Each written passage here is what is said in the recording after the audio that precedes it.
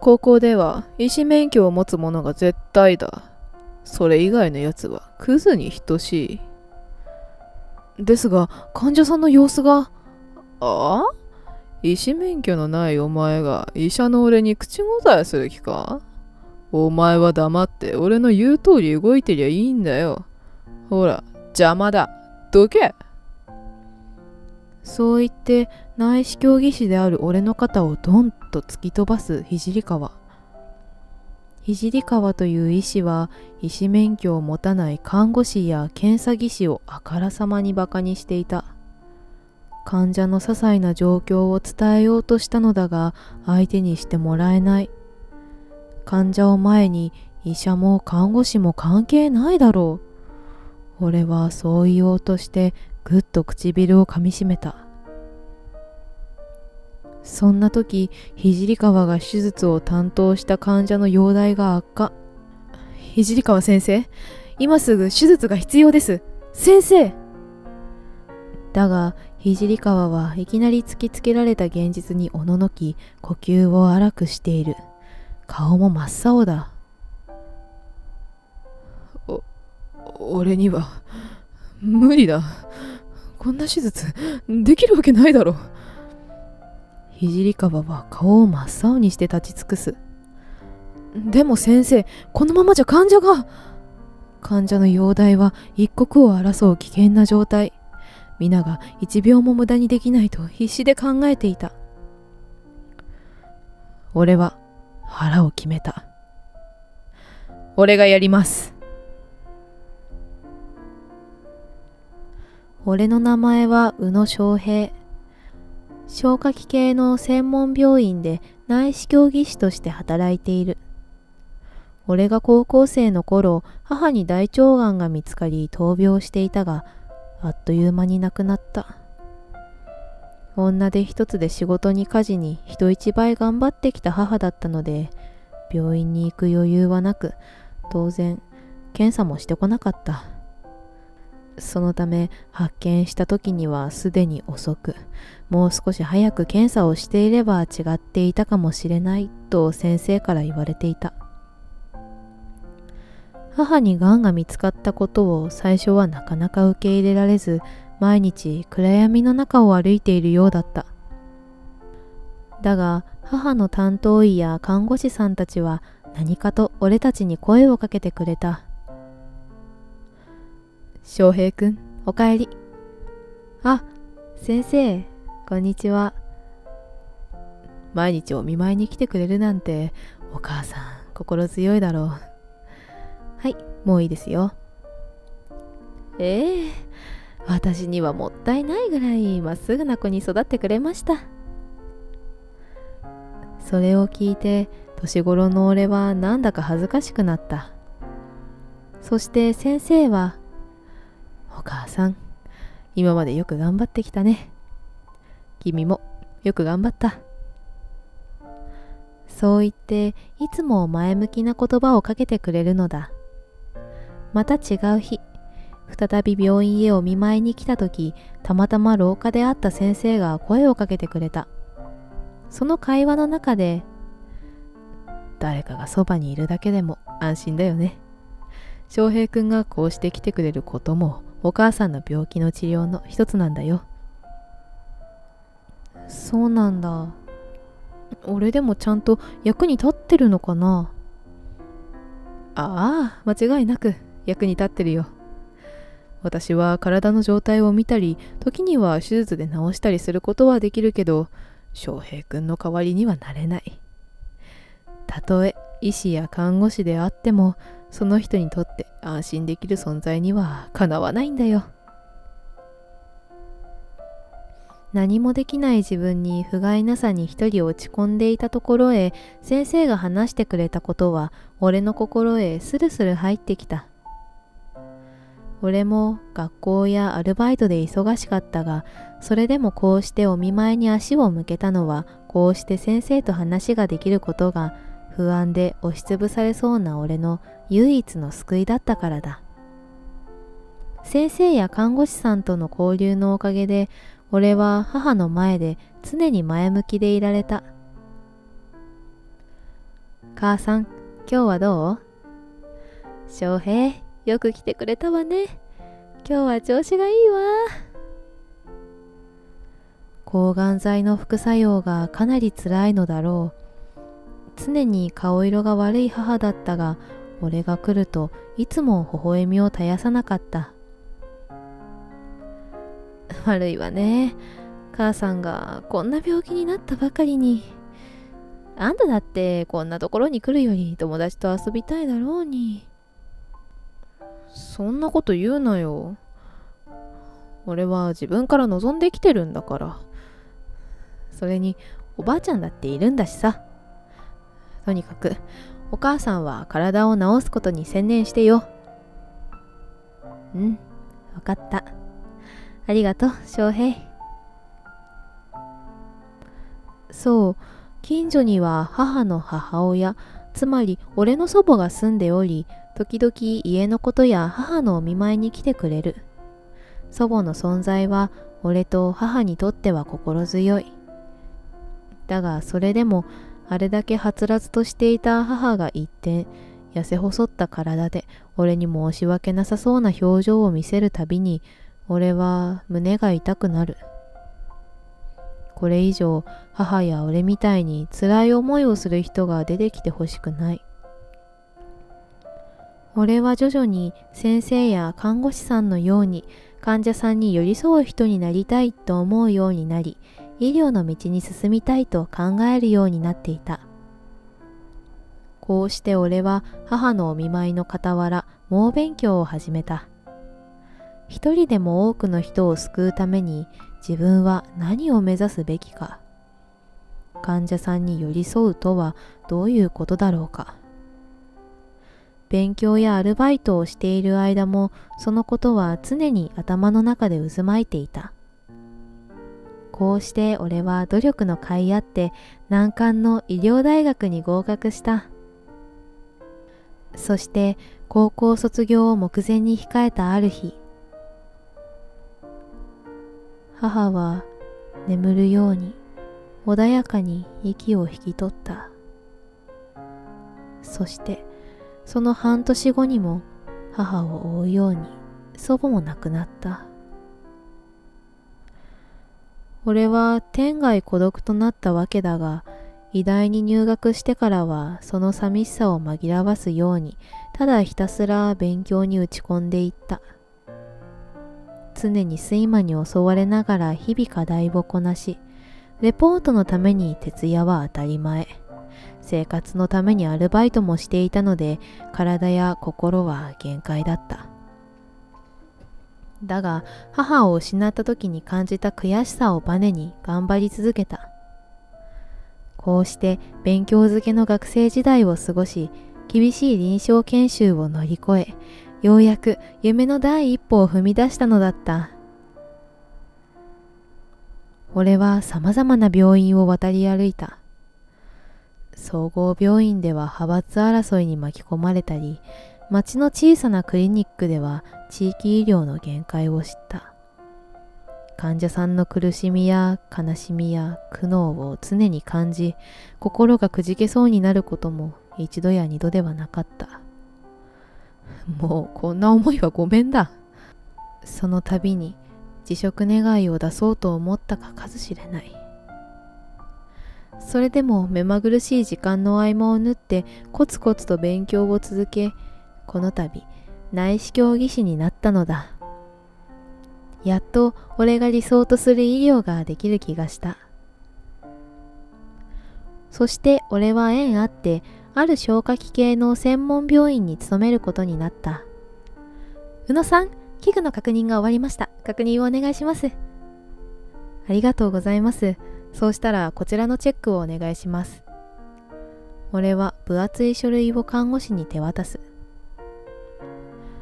宇野くん、君がいるとほんと心強いよ。今日も頼むね。そう言ってもらえて光栄ですよ。なんだか照れちゃいますけど。同僚たちとの朗らかな雑談が先ほどまでの殺気だった心をほぐしてくれる。病院勤務はなかなか神経が休まらないものだが、病院長も俺の仕事ぶりに全幅の信頼を寄せてくれており、同僚医師や看護師たちはいい人ばかりで仕事がやりやすかった。これまでの経験から言っても3本の指に入るほどの良環境と言っていいだろう。特に同じオペチームの人たちとは冗談を言い合ったり、流行りの話題やネタで盛り上がったりと仲がいい。俺はこの病院の和気あいあいとした雰囲気の中で働ける喜びをかみしめていた。そんなある日のことだった。みんな、ちょっといいかな。今日もいくつかのオペを控えており、朝からバタバタと準備をしていたが、みんなは一斉に手を止め、病院長のもとへ駆け寄った。忙しいところ悪いね。急ではあるが、今日からこちらの先生がうちに来てくださることになった。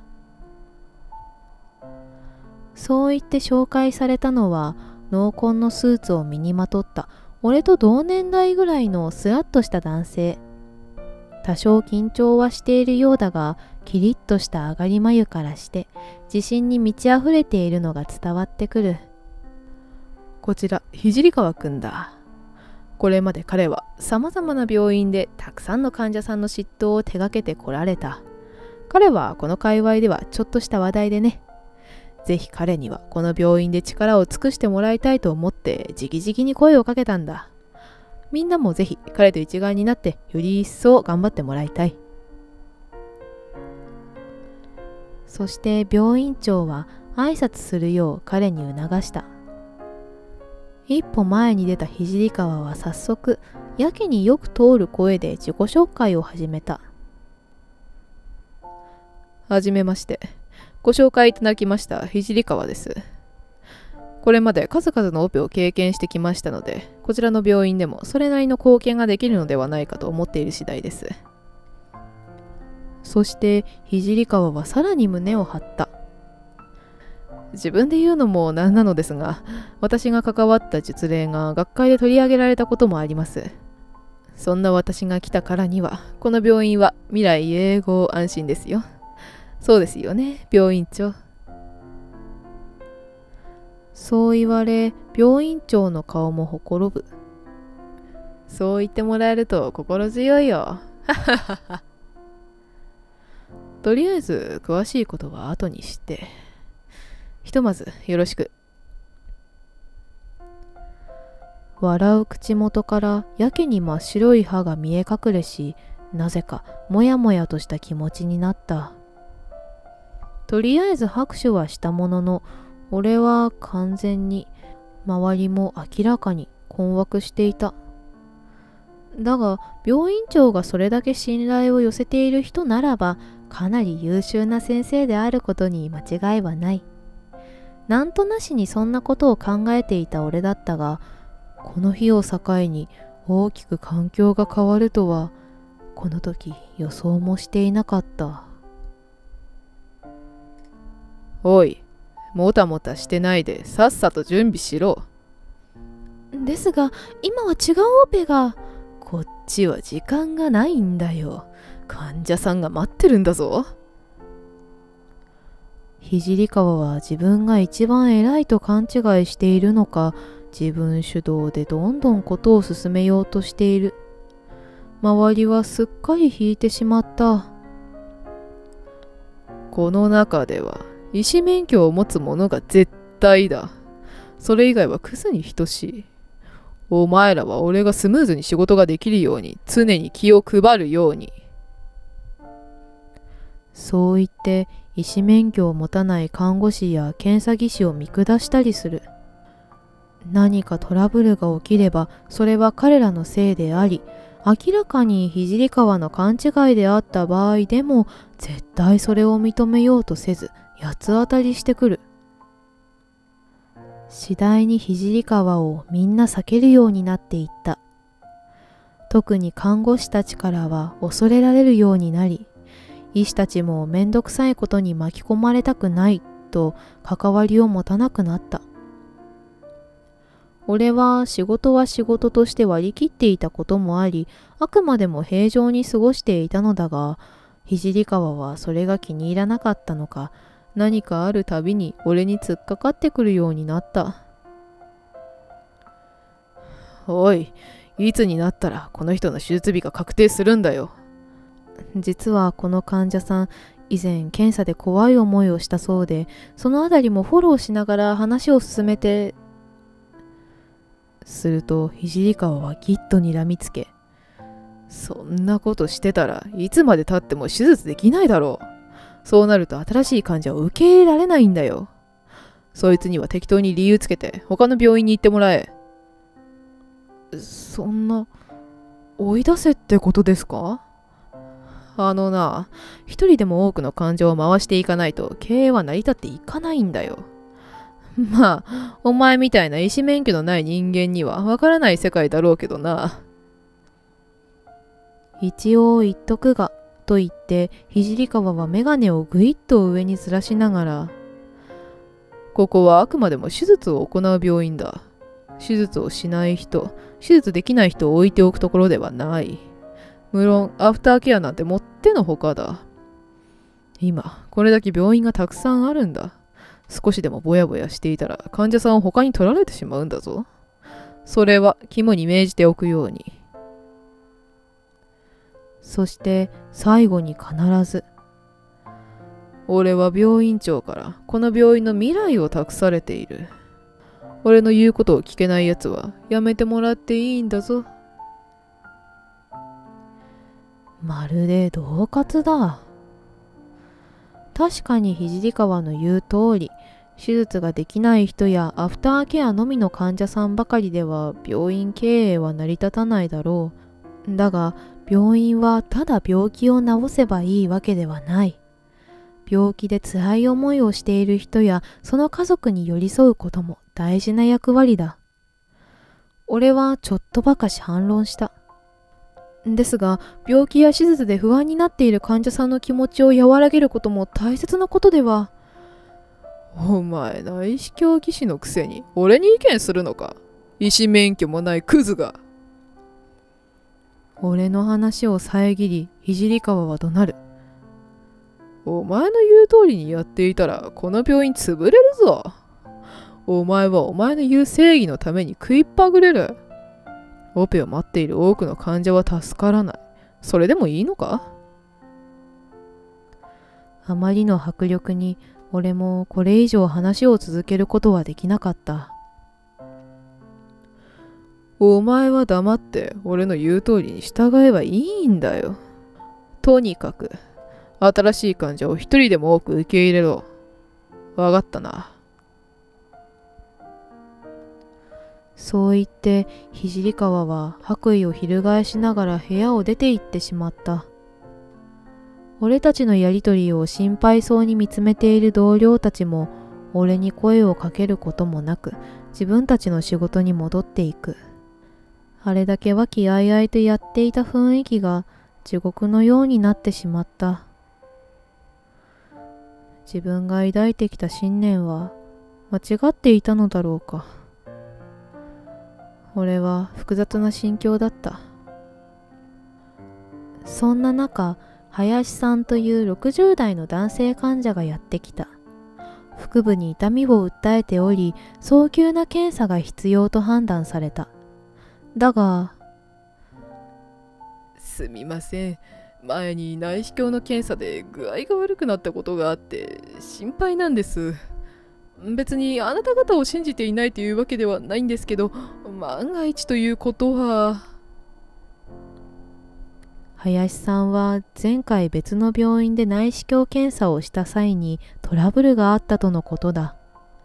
内視鏡と聞くと不安に思うのも無理はない。だが聖川はそんな心中を察することなく話を続けた。林さん、怖いと言っていたら治るものも治りませんよ。我々にお任せください。早速ですが、明日内視鏡検査を行います。そこでポリープが見つかったら処置します。簡単なことですよ。よろしいですね。入院の手続きお願いします。明日ですか？ちょっと急じゃないですか？こういうのはね、早い方がいいんです。はい。聖川は不安そうな林さんの様子などお構いなしで、事務的に手術に関する注意事項と必要書類の記入などを説明し、終わるや否や半ば追い出す形で退出を促した。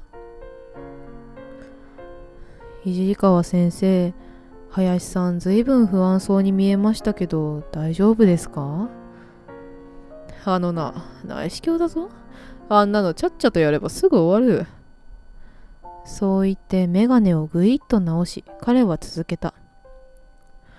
今は手術待ちの人でいっぱいいっぱいなんだ。もたもたやっている暇はない。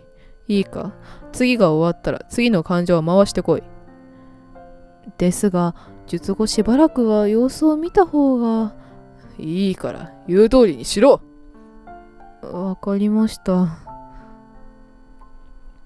次の日、そうこうしているうちに林さんの番がやってきた。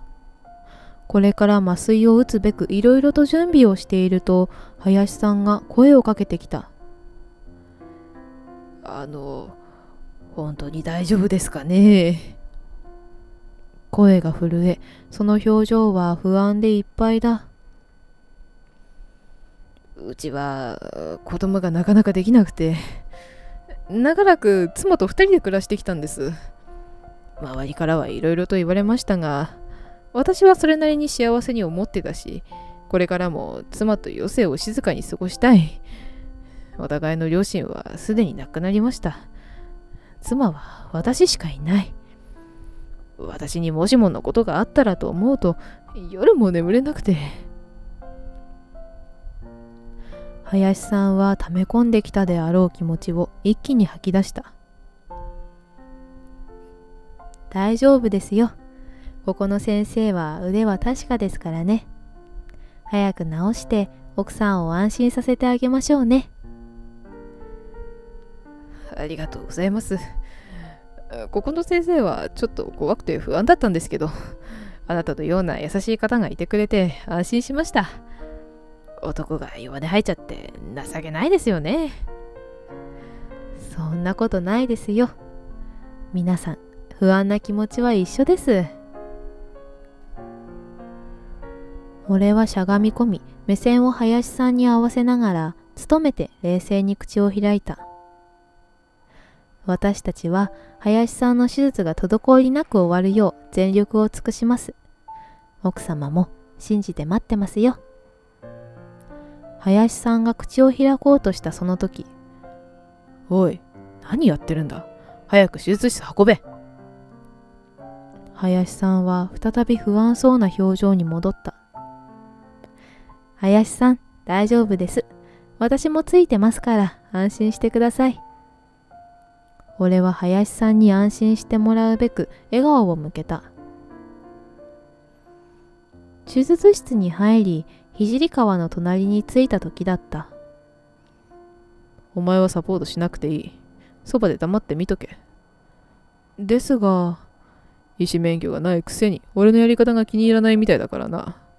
お前がいるとイライラしてしょうがない。ずいぶんと意地悪じみた発言だ。さあ、始めるぞ。聖川が慣れた手つきで進めていく。だが気持ちがせいているのか、いささか乱暴に見える。俺は傍らで見守ることしかできない。汗。看護師が恐る恐る聖川の汗を拭う。今は1ミリのミスも許されないといった状況だ。モニターで体の内部を確認していく。すると案の定いくつかのポリープを発見することができた。ある程度の大きさではあるものの、取り除くことはそこまで難しくなかった。よし、このまま切除に移るぞ。メス。彼はテキパキと指示をしながら適切に処置を進めていく。だが途中から随分と様子が変わってきた。聖川の表情に焦りが見え始めている。周りのスタッフもそわそわしだした。何なんだ。大丈夫ですか？うるさい。医者じゃないやつは黙ってろ。集中が切れる。患者の容体は安定しているものの、これ以上処置が長くなると体への負担も大きくなってくる。結局すべてのポリープを取り除くまでに1時間ほどかかった。だが術後の様子も安定しており問題はなかったはずだったのだが、その日の夜、俺は夜勤のため自分のデスクで仮眠を取ろうとしていた。その時だった。室内に緊急アラームが鳴り響いた。誰かの容体が急変したのだ。その時、携帯が鳴った。もしもし、看護師からだった。なんと、林さんの容体が急変したのだという。俺は嫌な予感を抱きつつ、林さんの病室へと走った。一体何があったんだ？夕方頃までは安定していたんですが。対応した看護師によると、林さんの病室からナースコールが鳴ったため駆けつけると、腹部のあたりを必死に手で押さえながらうなり声を上げていたのだという。連絡を受けた聖川が駆けつけた頃には、林さんの意識はほとんどなかった。おそらくあの時の切除に問題があったのでは。すぐさま手術室に運び込まれ、緊急手術が始まった。内視鏡で確認したところ、切除箇所に穴が開いており、大量の出血が認められた。これはすぐに処置をしないと命に関わってしまう。聖川先生、今すぐ手術が必要です。先生！だが、聖川はいきなり突きつけられた現実におののき、呼吸を荒くしている。顔も真っ青だ。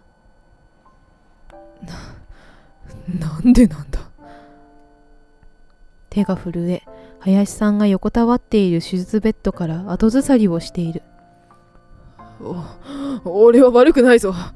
おい、お前もしかして指示したのとは違う器具を俺に渡したろ。補助でついていた看護師に詰め寄り、怒号を飛ばしている。いえ、私は先生の指示通りの器具を渡しました。俺もその場面を見ている。間違いない。おい、どうするんだよ。他に誰かいないのかよ。他の先生は別の患者を執刀中です。俺には無理だ。こんな手術できるわけないだろ。聖川は顔を真っ青にして立ち尽くす。バイタルの電子音だけが響いている。みんなが聖川の方を見て、どうするんだと目で訴えている。聖川は睨み返すだけで壁にもたれかかったままだ。だが、これ以上時間を長引かせるわけにいかない。俺は腹を決めた。俺がやります。みんなが一斉に俺を見た。はあ？何言ってるんだ。お前医師免許がないだろ。できるわけがない。ご心配なく、持ってますから。聖川先生、宇野さんは内視鏡技師の前は外科医としてバリバリやっていらしたんですよ。だから大丈夫です。私も以前違う病院でご一緒してましたから。看護師はそう言って俺に微笑みかけた。一刻を争う事態だ。俺は手術着に着替えるべく一旦外に出た。それではこれから緊急手術を行います。メス。久しぶりのメスの感覚に俺は若干の緊張はしたものの、徐々に感覚を取り戻しながら処置を続けていった。こうして手術は無事成功した。幸い処置が早かったこともあり、容体が安定したまま手術できたことが良かったようだ。俺はほっと胸をなで下ろした。聖川は罰の悪そうな顔をしている。看護師やスタッフたちが彼に対して冷ややかな目線を向けている。その空気に耐えきれなくなってきたのか、その場にへたり込んでしまった。よく見ると体が震えている。俺はひとまず聖川に声をかけた。ひとまず出ましょうか。俺も久しぶりだから汗かいちゃいました。この気まずい空気を変えようとわざとおどけてみたが、聖川は無表情のままだ。足がふらつき、まともに歩けない聖川の肩に腕を回しながら、どうにか近くの椅子に座らせた。自販機でコーヒーを買っていると、手術に立ち会った看護師から連絡が入った。俺は看護師からの話を伝えるべく聖川の元に戻り、缶コーヒーを渡しながら、先ほどの看護師からです。林さんの容体は問題なく、手術は成功です。それは。安心したと言いたかったのだろうが、言葉が出てこなかった。二人でプルトップを開け、缶コーヒーを流し込む。水分を取ったのは何時間ぶりだろう。しばらくして俺は口を開いた。あれだけの腕があるのだから、緊急手術だって先生ならできたはずです。一体何があったんですか？聖川はむっつりとした顔で下を向いていたが、ぽつりぽつりと口を開いた。今まであんなことは起きなかった。今まで失敗したことがなかったんですね。ああ。俺は初めて聖川の心の底から落ち込んだ顔を見た。いつも俺たちを見下していたあの顔は、実は鎧だったのではないかと思った。今日こんなことが起きるまで、俺は何もかも順調だった。だから、俺の言う通りに周りが動いていれば、この病院はもっと繁盛する。それだけを信じてやってきたんだ。なのに、どうして？聖川は左の手のひらで顔を覆った。自分の信念を貫きたい気持ち、よくわかります。だからこそ、何があなたをそのような思いにさせたんでしょうか。話すべきか迷っているようだった。しかし、何かが吹っ切れたのか、今まで隠していた思いをとつとつと語り出した。俺の父も医者をしていてね、小さな診療所をやっていたんだ。本当に人情あふれた人で、利益なんてお構いなし、常に患者第一だった。もちろんみんなから頼りにされ、慕われていたさ。看護師と一緒になって冗談を言い合ったりしていてね。子供の時はそんな父を誇らしく思ったよ。だけど成長するに従い、いろんなことがわかるようになってきて、俺は父のやり方に疑問を覚えたんだ。あの頃の気持ちを思い出してか、苦々しい表情になっている。大した収入も入ってこないのに、いつも忙しそうに駆けずり回っていた。母もジムを手伝いながらそんな父を支えていた。文句の一つも言わずにね。そばで見ていた俺は、半ば呆れる気持ちだったよ。なんで損になるようなことばかりするんだろうって。俺は一言も聞き漏らさないよう黙って聞いている。案の定、診療所の経営は厳しくなっていった。そこからしばらくして、父は倒れてしまったんだ。大腸がんだった。気づいた時にはもう遅かった。聖川もずっと辛かったのだろう。親を亡くした辛さはいつまでも残り続けるものだ。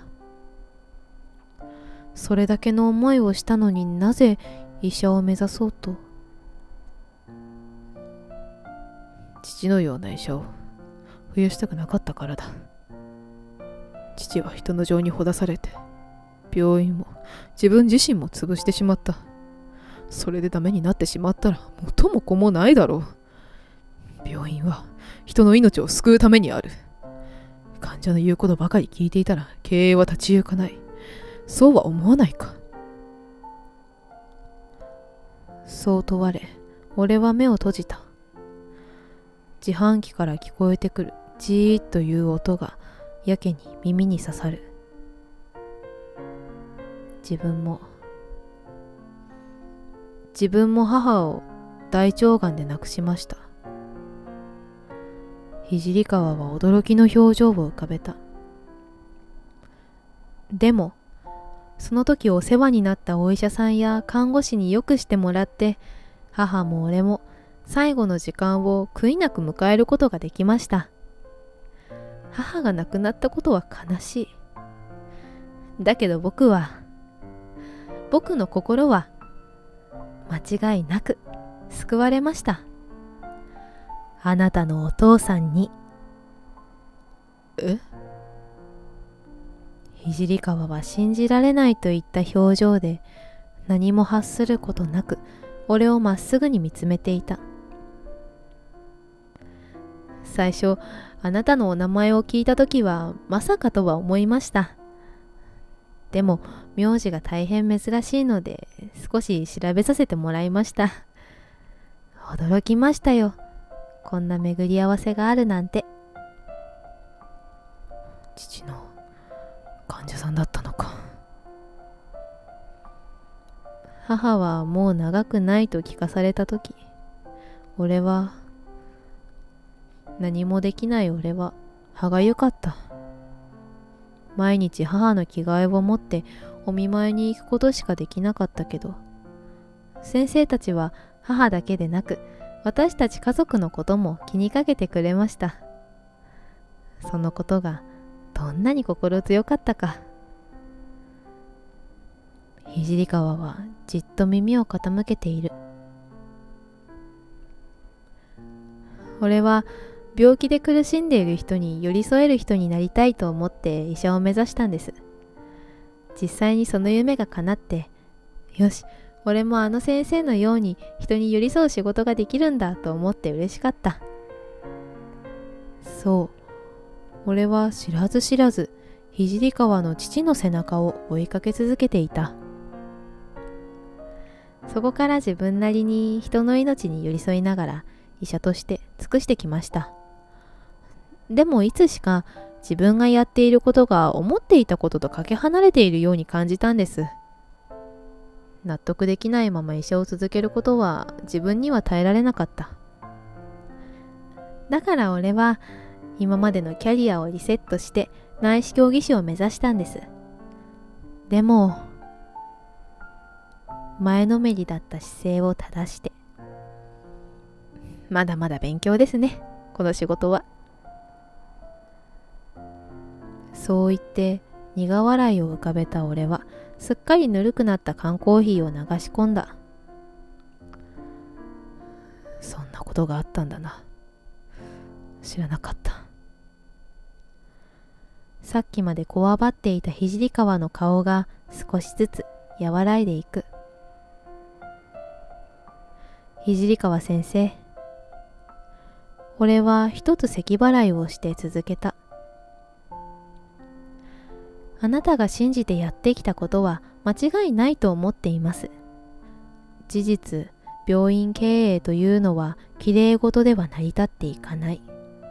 俺もそのことは幾度となく体感してきました。人の命を救うためには割り切らないといけないこともある。立ちはだかる壁を前に何度も葛藤してきたことだ。患者さんの体調を常に把握していくことは当たり前のことです。でもそれ以上に体と同じくらい心の状態を把握しておくことが命を救うことにつながるのではないでしょうか。それに聖川はうつむいたまま口を挟むことなく黙ったままだ。ただでさえ病気で敏感になっていますからね。我々がギスギスしていては治るものもよくはならないですよ。命を預かっている以上、上も下も関係ありません。そのことは、一瞬ためらったものの、そのことは息子さんである聖川先生が誰よりも分かっているはずです。聖川ははっとして顔を上げた。瞳の中に涙が溜まっている。聖川も苦しんでいたのだろう。聖川自身もさまざまな葛藤を抱えながら、知らず知らず父の背中を追いかけ続けていたのだった。緊急手術から2週間、林さんは無事笑顔で退院していった。そして皆さん、今日の患者さんは初めての手術に大変緊張されています。我々ができることは限られていますが、できうる限りご要望に添えられるように力を尽くしてください。はい。胸を張り、スタッフたちを前に手術の指揮を執っている聖川の姿に選ぶった様子はなかった。むしろ笑顔があふれ、以前よりも生き生きしているように見える。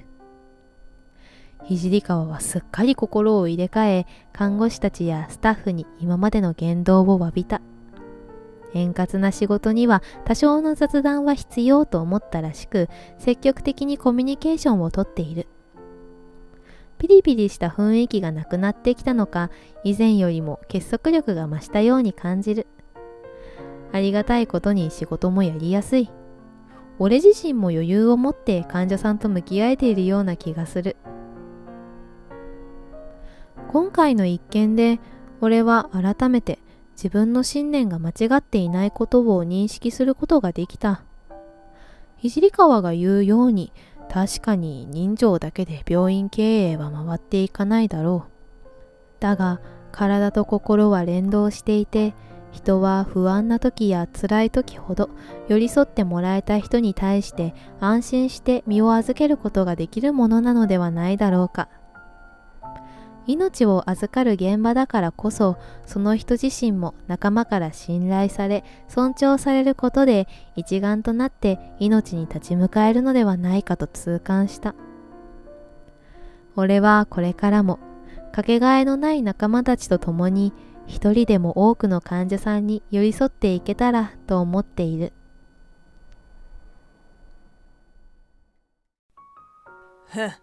農家なんて一銭にもならんだろう。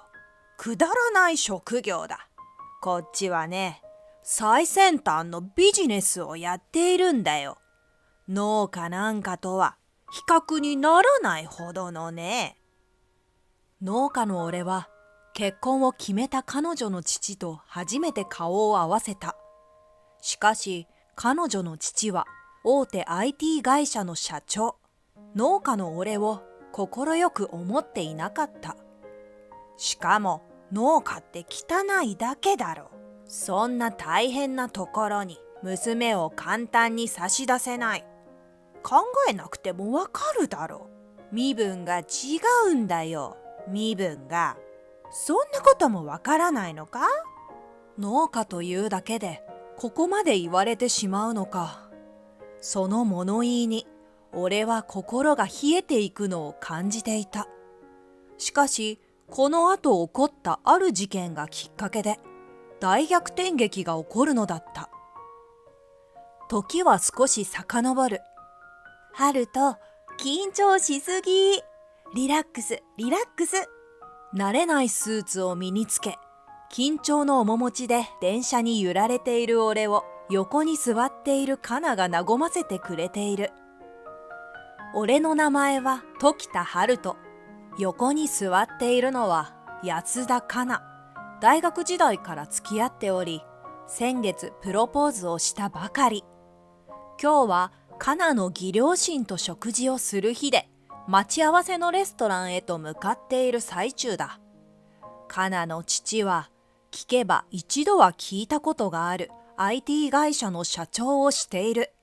カナによると、義父は鉄の社長と周りから言われるほど、自分にも他人にもとても厳しい人なのだという。果たして俺との結婚を許してくれるのだろうか。俺は食事会が決まってからそのことで頭がいっぱいだった。というのも、俺とカナは国立大学を卒業したのだが、世間では大手と言われる義父の会社に就職したカナに反して、俺は実家の農業を継いだ。農家は人間の命を支える職業だ。俺自身、それを誇りに思って日々仕事をしているし、年々収益も少しずつ上がってきている。はあ、お父さん、結婚のこと快く賛成してくれるかな。大丈夫だよ。ハルトはちゃんと農業で食べていけてるし、何より農家さんがいるから私たちは生きていけるんだよ。お父さんだってそのくらいは分かってくれているわよ。そうフォローはしてくれるものの、社長の娘を農家に嫁がせるということが世間的に見てどうなのか、俺は気がかりでしょうがなかった。待ち合わせ場所の最寄り駅に着き、俺はカナに案内されながら黙々と歩いた。さあ、着いた。そう言われ、顔を上げた俺は驚いた。俺の目の前に立っているのは、いわゆる高層ビルと言われる建物だ。野菜を卸しに時々訪れるものの、こうしてまじまじと見るのは今日が初めてだ。そして首が痛くなるぐらい高いそのビルの中には、義父の会社も入っているのだという。義父は大変忙しい人らしく、食事会は同じビルに入っているレストランで行われることになっている。そこは頻繁に俺の野菜をおろしていることもあり、オーナーとも顔なじみだ。お父さん、すごい人なんだね。そう言って、俺は景色が一望できる透明のエスカレーターに乗り、最上階へ。いらっしゃいませ。お待ちしておりました。店員に誘導され、ご予約席と書かれたプレートのテーブル席へと案内される。確かここのレストラン、ハルトの家の野菜が使われてるんだっけ？うん、そうなんだ。いつも喜んでくれていてね。こちらとしてもやりがいがあるよ。俺は温かいおしぼりで手を拭きながら答える。俺の実家と畑が比較的都会に近いこともあり、俺の野菜は主に都内のレストランに卸すことが多い。俺はまめにコミュニケーションを取りつつ、オーナー直々からこんな野菜を作ってほしいと依頼をよく受ける。ちなみにこちらのレストランのオーナーである奥田さんもうちの野菜をとても気に入ってくれている一人で、月1回は必ずうちの畑に顔を出しに来てくれる。俺は義父を待っている間、レストランのシックな内装に目を奪われていた。奥田さん、こんなすごいところでお店出してるのか。すげえな。二人でああでもないこうでもないと話をしていると、義父がやってきた。待たせたね。お父さんこそ忙しいところごめんね。こちら時田ハルトさん。はじめまして。ああ。義父は挨拶返しもそこそこに、ドンと椅子に座る。水を煽るように飲み干し、眉間にシワを寄せながらスマホを見ている。なんだか機嫌が悪そうだ。義父はスマホから顔を離さないまま、悪いんだが時間がないので手短にお願いできるかとまくし立てるように言ってきた。はい。改めて時田春人と言います。かなさんとは大学時代からお付き合いさせてもらっていて。それはかなから聞いている。それでテーブルに指をコツコツさせながらイライラとした様子で話を促す義父。かなさんと結婚させていただきたく、今日はお父様へ挨拶に参りました。あのねお父さん、ハルトの家の野菜ね、ここのレストランに使われているの。お父さんもよくここの食材がいいって褒めてるじゃない？そういえば農家をしているってカナが言ってたな。寝踏みするように俺を見つめる義父の眼力に俺はたじろぐ。今日せっかく挨拶に来てくれてなんなんだけどね。腕時計をしている手首をふるふると震わせながら義父は続ける。お前にカナはやれないね。冷たく言い放った義父にカナは反論しようとするが、ふん、農家なんて一銭にもならんだろう。くだらない職業だ。こっちはね、最先端のビジネスをやっているんだよ。農家なんかとは比較にならないほどのね。その物言いに俺は心が冷えていくのを感じていた。しかも農家って汚いだけだろ。そんな大変なところに娘を簡単に差し出せない。まったく何を考えているんだ君は。カナさんにはこのまま会社で働いてもらおうと思っています。農業は自分だけでやっていきますので、カナさんに無理言って手伝ってもらおうとは思っては。だが義父は俺の話を最後まで聞こうとせず、ダメの一点張りだ。お父さん、ハルトにも農家にも失礼だよ。謝って。なんでそんなやつに謝らないといけないんだ。とにかく俺の考えは変わらないからな。このまま話していても時間の無駄だ。そういうことで。そう言って義父は食事が来る前にそそくさと去っていってしまった。ハルト、ごめんね。いや、カナが謝ることはないよ。父には前もって話しておいたの、ハルトのこと。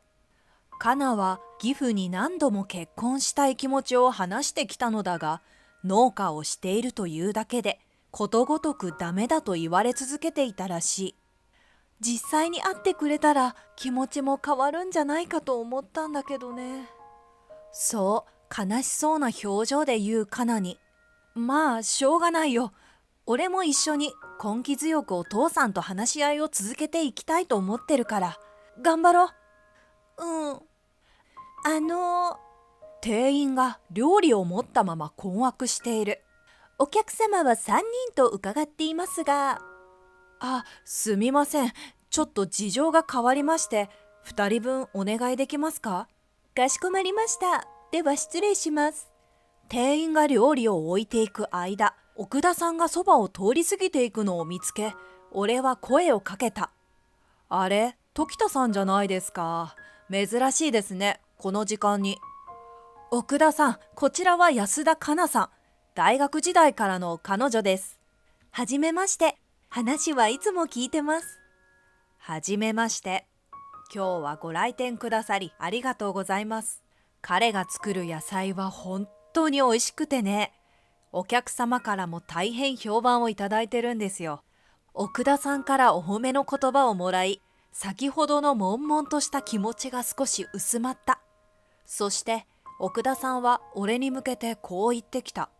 しかもね、お客様からこの美味しい野菜はどこで買えるのかって聞かれることが多いもんだから、店頭にこうして時田さんを紹介させてもらっているんですよ。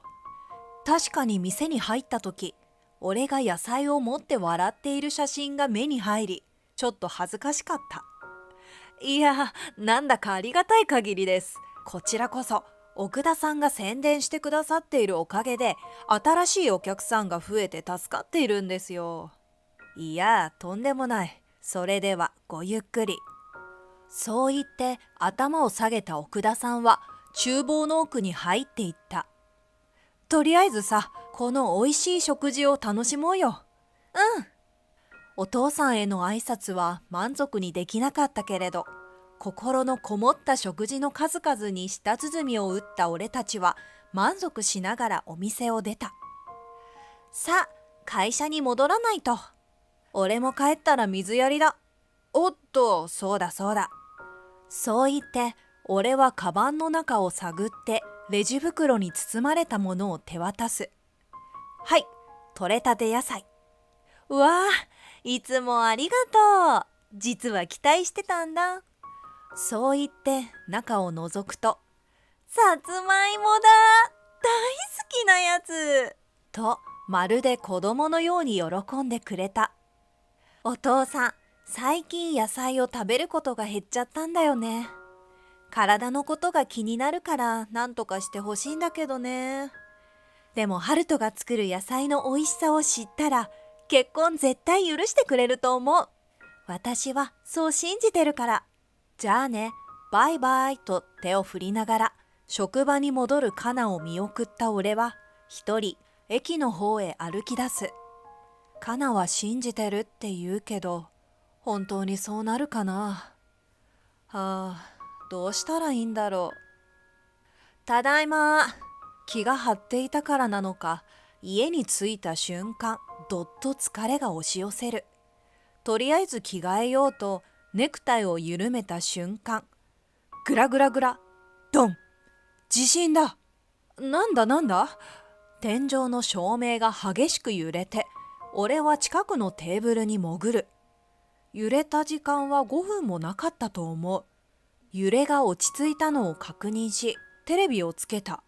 夕方のニュース番組に映っていたのは、先ほどまで俺がいたあの駅だ。地震の影響で電車が止まり、大規模な停電が起こっていると報じられている。俺は思わずカナに電話をかけた。だが通信が乱れていることもあってなかなか通じない。テレビでは停電の影響で信号機が点灯しなくなり、交通渋滞が起こっている様子が映っている。カナ、無事でいてくれ。ジャンパーを羽織り、車のキーをつかんだ俺に父は声をかけてきた。ハルト、カナさんのところに行くのか？ああ、だってこんなのを見たら心配になるだろう。もう少し様子を見た方がいい。今お前が行ったところで邪魔になるだけだ。でも、混乱しているところに行ったとして、万が一お前に何かあったら、カナさんは悲しむんじゃないのか？テレビに映る駅での混乱ぶりを見ながら、俺はカナの無事をただ祈ることしかできなかった。父がハウスの様子を見に行くというのでついていく。少し作業をして家に戻ってきた頃にはすっかり暗くなっていた。その時、俺の携帯が震えた。もしもし、カナ？ハルト、地震平気だった？こっちは大丈夫。カナは平気？私自身は大丈夫なんだけど、こっちはすごくて。カナの話によると、停電は解消したものの、電車はまだ動かず、バスやタクシーには帰宅を急ぐ人で長蛇の列なのだという。食べ物を手に入れようにも、近くのコンビニはすっからかん状態。しょうがないので、今夜は会社に泊まることにしたのだという。それは大変だな。今からそっちに行くよ。大丈夫？今からだとかなり遅くなっちゃうよ。大丈夫だよ。気をつけていくから。そう言って電話を切った俺は、必要なものを車に積むと、運転席に乗った。すると母が、これ持ってって、とあるものを俺に手渡してきた。準備万端で車を発進させ、カナが待つ会社へと向かう。道はかなり混んでいて、車は長い渋滞が起きていた。俺はもどかしい気持ちを何とか抑え、ようやく会社に着いた。失礼します。俺はドキドキしながら初めて会社の中へ。すると、社内ではカナの他に数名の社員たちが疲れ切った様子で床に座り込んでいた。中には船を漕いでいる人も数人。カナが駆け寄ってきた。ハルト、ありがとう。俺はうなずき、持ってきたものを広げた。皆さん、お疲れ様です。食べ物がないと聞きましたので、いくつか持ってきました。そうして俺は母が持たせてくれたたくさんのおにぎりを配り始めた。あ、おいしい。粒が立ってるよ。お腹にしみる。みんな口々に喜びの声を上げてくれている。俺は持ってきたカセットコンロを出し、味噌汁の準備を始めた。何か温かいものが食べたいだろうと思い、うちの野菜も持ってきていたのだ。そうこうしているうちに、俺からの連絡を受けていた奥田さんがやってきてくれた。時田さん、手伝いますよ。奥田さん、ありがとうございます。奥田さんも店の食材や調味料をわずかばかり提供してくれ、車内は簡易的な炊き出しのような雰囲気になっていた。心と体に美味しさが染み渡ってきたのか、暗く沈んでいた社員さんの表情が明るくなってきている。そのうちに冗談を飛ばす余裕も出てきた。カナは改めてお礼を言ってきた。ハルトもこっちに来るまでにいろいろと大変だったんじゃない？俺はうなずきながらも、先ほどからこちらを見つめているある人物が気になっている。ギフだ。俺はおにぎりとお味噌汁を持ってギフのもとへ。どうぞ。ギフは気まずそうな表情でおにぎりとお味噌汁を見つめている。すると部下たちが続々とギフのもとへ駆け寄り、社長、このおにぎりすっごく美味しいですよ。こんな美味しいの俺今まで食べたことないですよ。そう口々に勧めてくるので、ギフは仕方なくといった様子で一口おにぎりをかじった。うまい。そうつぶやくと、ギフはどんどんおにぎりを頬張り、味噌汁をおいしそうにすすった。よく見るとギフの目に光るものが見えている。ね、美味しいでしょ、社長。社長、うまそうに食べますよね。俺ももう一つ食べちゃおうかな。おい、お前さっきから食いすぎだぞ。ギフはそんな部下の様子を嬉しそうに見つめつつも、食べる手が止まらない。いつの間にかギフは社員たちと一緒になって笑い合っている。カナはそんなギフのことを目を細めて見つめていた。お父さん、楽しそうだな。会社であんな顔しているお父さん、初めて見たよ。ありがとね、ハルト、とカナは満面の笑顔を俺に見せてくれた。こんなにも喜んでもらえて、俺は改めてこの職業についてよかったと心から思った。結局、この日は会社で一夜を明かし、朝再びおにぎりを振る舞った。ネットニュースを見ると、電車も動き出し、渋滞もあらかた解消したようだった。眠れない一夜を過ごし、くたくたの社員たちは、お疲れ様ですと、口々に言い合いながら会社を後にする。あ、お父さんも一緒にお送りしますよ。カバンを持って出入り口に向かおうとしていたギフを呼び止め、俺は二人を家まで送ることにした。車内では誰も一言も発することなく、カーラジオの陽気な音楽が聞こえてくるだけだった。着きましたよ。気が抜けたからなのか、カナもギフも後ろで眠っていたようだ。はあ、久しぶりの我が家って感じ。カナは気持ちよさそうに伸びをした。ハルトくん。はい。突然名前を呼ばれて、俺は体を固くした。すまなかった。そう言って頭を下げてきた。今まで農家をバカにしてきたが、今回のことでそのありがたさを実感したよ。俺はいざという時に何も役に立たなかった。農業というのは人が生きていく上でなくてはならない尊い職業ですね。そう語るギフの目はとっても優しかった。ギフは続ける。今回社員たちと膝を突き合わせながらたわいもない話ができたことが一番嬉しかった。君のおかげだよ。やっぱり心のこもった食事は大切だな。はっはっは。そして、本当にありがとう。カナのこと、どうぞよろしくお願いいたします。はい。ギフから差し出された手を強く握りしめる。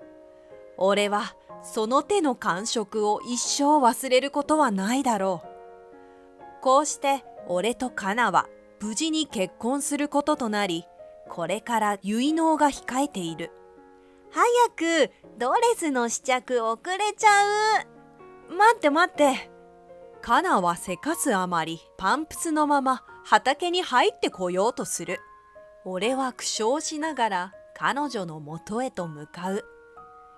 あの社内での簡易的炊き出しに大変感動した社長と社員たちは、ぜひ俺の畑で農業体験をしたいと手を挙げてくれ、月1回程度の農業体験をすることになった。畑に入れば上司も部下も関係なく、土まみれになりながら野菜の種を植えたり除草作業をしたりと、みんな和気あいあいと楽しんでくれている。義父は日頃の運動不足もあるのか、すぐに手が止まるが、目ざとい社員はこぞって、社長、かなちゃんにかっこいいところ見せるんでしょ？みんな見てますからね。いやー、参ったな。みんな勘弁してくれよ。俺の畑ではこうしたやりとりがしばし繰り広げられ、俺は夢見心地だ。この農業体験のおかげなのか、社内の雰囲気がガラリと変わり、業績は今まで以上にうなぎ登りだそうだ。カナが俺のもとへと駆け寄ってくる。私、ハルトがこんな素晴らしい仕事をしていること、誇りに思ってるよ。カナ。これからの時代は最先端の事業が次々と出てくるけれど、人と土の関係は切っても切り離せない。まさに人が営んでいく上で欠かせない源だからだ。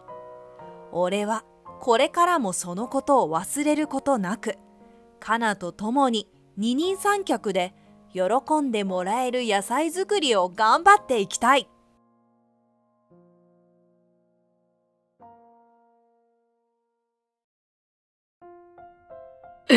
あなた大丈夫ですか？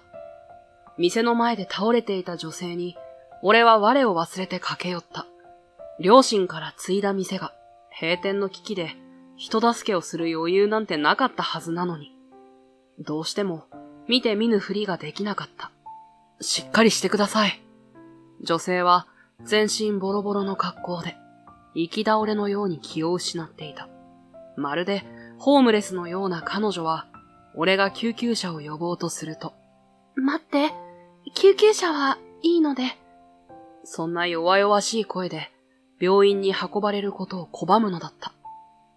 こんないかにも訳ありな女性が1ヶ月後、また俺の前に現れる。以前とは全く別人のような姿で、俺に恩返しをするために。そして、彼女の存在は本当に俺をどん底から救ってくれるのだった。やっぱりなんか違うよな。作りたてのハンバーグを咀嚼しながら、険しい顔で首をひねる俺。名前は篠山新、35歳。とあるオフィス街から少し行った先、突き当たりを曲がったところにある弁当屋篠山の店主だ。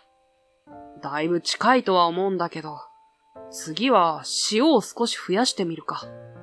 先ほどから一人でブツブツとつぶやいているのは、メニューの一つであるハンバーグ弁当の改良をしているから。もう何日も肉の種類や調味料を変えて、何度も試作しては、ああでもないこうでもないと言い続けている。もうハンバーグを見るのも嫌なくらいだ。こんな事態になったのも、あんたのせいだぞ、親父。この弁当屋はもともと、俺の両親が経営していた店だった。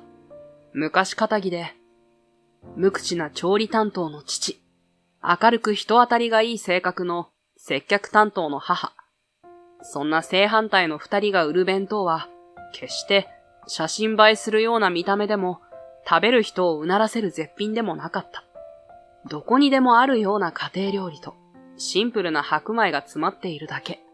けれど、それなりに店が繁盛していたのは、やっぱり美味しかったからだ。お前、そろそろ店を手伝わないか？ある年の正月、父は唐突にそう言った。もともと店を継ぐ気はなくて、実家から近くの会社に通っていた俺。仕事が忙しいから、今は無理だよ。当時はそう言って断ったのだが、思えば、それは虫の知らせというものだったのかもしれない。それから間もなく、両親は事故でこの世を去ってしまったのだから。親父のやつめ、店を継がせる気なら、せめてメモくらい残しておけよな。一時は閉店しようとも考えた。けれど結局、俺は脱サラして引き継ぐことにしたのだった。実家は弁当屋の店舗の2階にあって、子供の頃に学校から帰ると、母がおやつに食べなさいと余ったおかずをくれた。いつもむすっと不機嫌そうだった父が、店のキッチンに立っている時だけは、どこか楽しそうで、その姿を眺めているのが好きだった。そんな思い出が残る、自分にとっても大切な場所だったんだと気づいたから。ただし、すぐに問題が発生した。それは、父がレシピを全く残さないまま言ってしまったことだ。ここの弁当、味が変わっちゃったよな。前の方が好きだったな。そんな声がキッチンまで聞こえて、俺はぎくりとする。散々練習を重ねたおかげで、自炊しか料理経験がなかったにしては、まあまあ形になる弁当を作れているとは思うが、さすがに味までは、レシピなしで再現することはできなかった。店を継いで約1年、ずっと試行錯誤を続けているが、やっぱり父が作るものとは微妙に味が違う。それは、この弁当屋を愛してくれるお客にこそ伝わるもので、次々と常連客が離れていった結果、売り上げはガタ落ち。俺の努力も虚しく、すっかり経営が傾いてしまったのだった。その日も予想していた数の半分すら弁当が売れず、仕込み済みの食材も大量に余らせ、がっくりしながら6時の閉店時間となった。もう少し頑張ってみて、ダメだったら諦めるか。そんなことすら考えながら、外のシャッターを閉めようと表に出たとき、俺は驚きのあまり大声を上げて固まった。その理由は、店の前に、なんと誰かが倒れていたからだ。大丈夫ですか？地面の上で両手足を伸ばして、まるで行き倒れのような格好の、髪が長いので、かろうじて女性かと思われる人物。その髪もボサボサで、まるで何日も洗っていないかのようだ。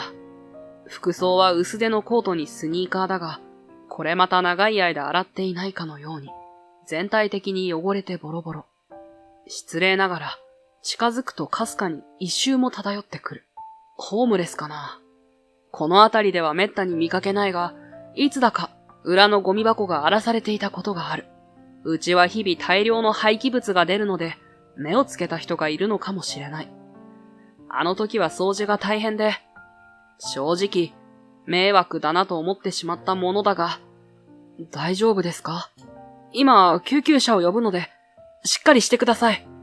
目の前で倒れている人を見なかったふりするのとはまた別の話だ。俺は女性の肩をゆすりながら、近い距離で何度も呼びかけた。そして救急車を呼ぼうと、ポケットからスマホを取り出した時だった。待って、救急車は大丈夫なので。弱々しい声で俺を止めながら、女性は体を起こそうと、手足にぐっと力を入れた。けれど、途中でまたぐったりと、地面に倒れてしまって、同時に、ぐーっと大きな音が響いた。もしかして、お腹が空いてるんですか？はい。少し戸惑うような間を空けて、女性が返事をする。俺は起き上がるのに手を貸しながら、彼女に提案した。よかったら、中で休んでいきませんか？と。でも、こんな格好なので、お店の中を汚しちゃう。いいですよ。どうせ掃除するところだったし。それに、この格好、それに救急車を嫌がるあたり、おそらく病院にかかるお金もないんだろう。そしてホームレスになるにしては、声が若すぎる気がする。事情は人それぞれだろうけど、この女性に限っては、特に訳ありな気がした。そして、困っている人がいたら、とりあえず助けておきなさいよ。後でいいことがあるかもしれないから。そんな母の口癖が聞こえた気がしたから。俺は、ここの店主をしている篠山と言います。私は、ごめんなさい、名前は。わかりました。どうぞ中に、遠慮しないで。ありがとうございます。おずおずと後ろをついてくる彼女を店の中に案内しながら、名乗れないほど訳ありな女性を助けるなんて、なんだか映画みたいだな。そんなことを俺は考えていたのだった。弁当を受け渡すカウンターの前には、両親の台からベンチを一つ置いてある。注文が立て込んでいるときは、そこに座って待っていてもらうために。そんな、最近はすっかり活躍の機会がないベンチに、俺は女性を座らせた。アレルギーや苦手な食べ物なんかはいえ、特には。わかりました。ちょっと待っていてください。そう言ってキッチンに入り、約3分後、出来上がったのは、焼いたウインナーと卵焼きがメインの弁当。うちで一番提供が早い、そして意外にも人気商品である懐かし弁当だ。とりあえずこれをどうぞ。足りなかったらそこのメニューにあるものは何でも用意するので。でも、遠慮しているのか、なかなか弁当を受け取らない女性。しかし、先ほどからぐーっと腹の音は鳴りっぱなし。それに目は弁当に釘付けで、とてもわかりやすい。とりあえず、食べてから後のことを考えましょうよ。腹が減っては、というやつです。はい。では、いただきます。そう言って、勢いよく頭を下げるや否や、女性はひったくるように、俺から弁当を受け取ると、そのままガツガツと書き込み始めた。もう少しゆっくり食べては。喉に詰まったら。おいしい。おいしいおいしいと繰り返しながら、彼女はあっという間に完食してしまった。そして海苔弁当、唐揚げ弁当、野菜炒め弁当と次々に平らげて、すっかり外が夜になった頃、ようやくごちそうさまでしたと手を合わせたのだった。すごく食べましたね。大丈夫ですか？お腹とか。積み上がった弁当箱の数に、俺があっけに取られていると、女性は突然あっと叫んで、汚れたスカートのポケットをごそごそと漁り始めた。こんなに食べておいて大変言いづらいのですが。はい？今は持ち合わせがこれだけしか。そう言いながら、女性が申し訳なさそうに見せてきたのは、手のひらに乗せた、たった1枚だけの10円玉だった。後で必ず全部お支払いします。本当に無銭飲食なんてするつもりはなくて、あまりに美味しくてつい、こんなに、すみません。はは、そんなに美味しかったですか？ええ、すごく。そっか。俺は、お代なんかいいですよと、頭を下げる女性に再び10円玉を握らせた。そんな言葉は、この店を継いでから初めて言ってもらえた。味が変わったや、前の方が良かったではなく、美味しかったと。それが、あまりに嬉しくて、お代のことなんて、どうでもいいとさえ思ってしまった。もともと、俺から勧めたことでもあるので、いいですよ、お代は。ありがとうございます、篠山さん。それと、ご迷惑ついでにお願いが。何ですか？ハンバーグ弁当もいただいていいですか？もじもじしながら、女性は絞り出すような声で、壁のメニュー表を指さすのだった。本当に美味しいです。このハンバーグなんて特に。ありがとうございます。よく入りますね、本当に。大量の弁当を食べた後だというのに、これが1個目の弁当だとでも言うかのように。笑顔でどんどん箸を進める女性。頭から足元まで汚れ切った格好をしているのに、よく観察すると妙な違和感がある。それはボサボサに伸びた髪の下に、綺麗に整った顔立ちがあったから。まつげが長くて大きな目に、すっと高い鼻。それに、汚れを落とせばきっと肌も白いはず。こんな若い美人がどうしてホームレスに？俺が思わず女性の顔をじっと見つめた。その時だった。突然、ぴたりと箸を止めた女性。その目から涙が一筋スーッと流れた。どうかしましたか？いえ、すみません。ちょっと昔を思い出しちゃって。そう言うと彼女は涙を拭うこともせず、残りの弁当を一気に平らげた。そして、ごちそうさまでしたと、こちらへ丁寧に深々と頭を下げた。本当にとっても美味しかったです。しばらくは来れそうにないですが、絶対に篠山さんのことは忘れません。本当にありがとうございました。どういたしまして。それでは。最後ににっこり笑うと、女性は店を出て行くのだった。必ずまた来ますという、やけに意味深な一言を残して。そんな出来事から1ヶ月が経った頃だった。ある朝、自宅でなんとなくテレビを見ていると、先日スタートしたある新作の舞台が大盛況というニュースが流れてきた。へえ、星川ルナさんか。思わず目を引かれたのは、カメラに向かって手を振る女性。今回の舞台ではヒロインのホームレス役を務めた女優だった。まさに透明感という言葉がぴったりな、透けるように白い肌。それに大きな目が印象的な、芸能人に興味がない俺でも、ハッとしてしまうほどの美女だ。まだ24歳か。こんなに若いのに大したもんだな。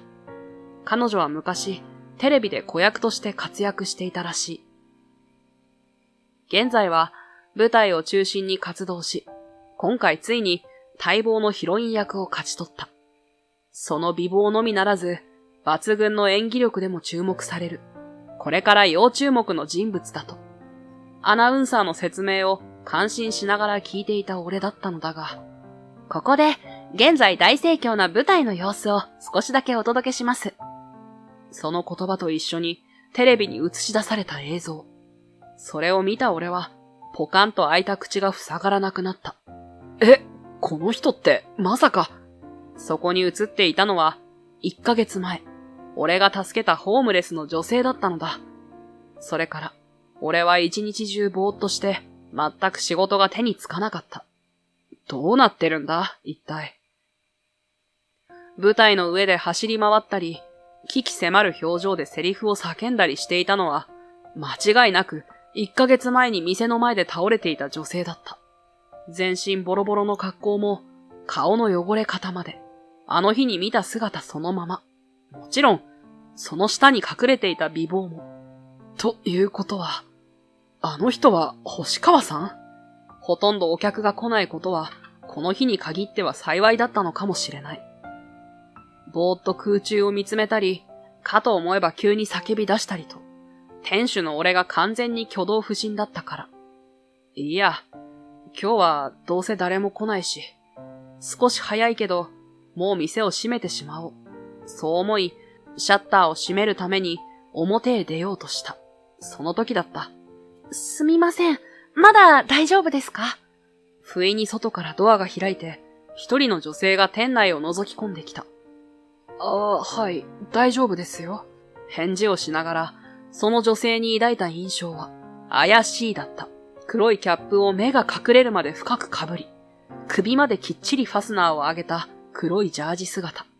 おまけに、顔全体を覆うマスクまで黒と、全身が黒一色で、誰が見たって怪しい。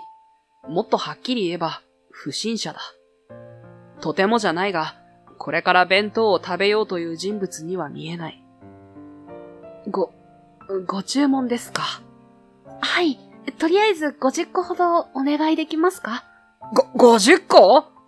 怪しすぎる人物からの予想外すぎる質問。俺が思わずすっとんきょうな声を上げると、目の前の女性は突然、ブンブンと顔の前で手を振り始めた。違いますから、いくら私でもさすがに50個は食べられません。私？でも20個ならなんとか。篠山さんのお弁当なら30個でも。どこかでお会いしたことが？全く覚えのない俺がそう尋ねると、女性はおもむろにマスクを外し、形のいい唇でにっこりと微笑んだ。そして続けてキャップを脱ぐと、俺は驚きのあまり後ずさってカウンターに思い切り背中をぶつけた。なぜなら、目の前で微笑むのは今朝テレビに映っていた美貌の女優、星川ルナさんだったのだから。お久しぶりです、篠山さん。その説は改めて本当にありがとうございました。お久しぶりって、まさか本当に？約束通りまた来ました。今日はちゃんとお財布を持って。そう言って彼女は少し照れたような笑顔を浮かべた。俺は様々な衝撃に包まれながら、その笑顔に見惚れてしまうのだった。その後、俺が少し落ち着いた頃、あのホームレス姿は役作りのためだったと、ルナさんは明かした。最初は役になりきって街を歩くだけだったのが、だんだんこの程度じゃダメだとエスカレートして、ついには食事まで抜くようになった。そこにハードな稽古が重なって、とうとう倒れてしまったのだと。昔からよく食べるのもあって、もう辛くて、このお店の前で倒れていたのも無意識に感じたのかもしれませんね。ここにすごく美味しいお弁当があるぞーって。そうですか。どうかしたんですか？首をかしげる彼女に俺も明かす。美味しいとこの間から言ってくれていること。それはすごく嬉しいが、これが父だったら、もっと美味しい弁当を作れただろうと。